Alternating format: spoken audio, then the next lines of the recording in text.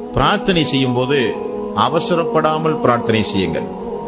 யார் அவசரம் இல்லாமல் நான் கேட்டேன் எனக்கு கிடைக்கவில்லை என்று நிராசை அடையாமல் அவசரப்படாமல் யார் பிரார்த்தனை செய்கிறார்களோ அவருடைய பிரார்த்தனை தான் அங்கீகரிக்கப்படும்.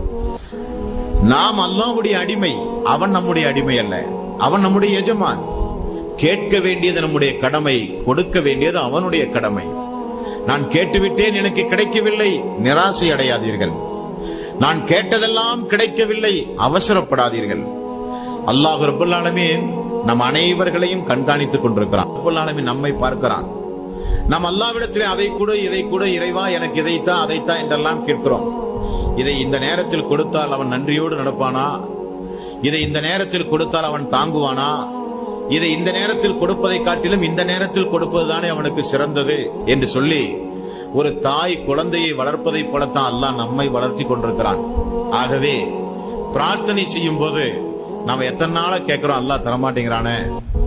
நாம் பல நாளா இதை கேட்கிறோமே, அல்லாஹ்வுடைய காதிலே விழலையா?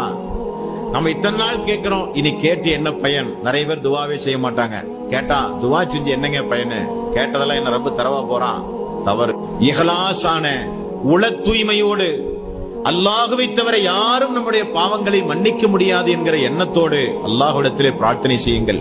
அல்லாஹ்வை பயந்து பணிவோடு ரகசியமாக கவனமாக பிரார்த்தனை செய்ய வேண்டும்.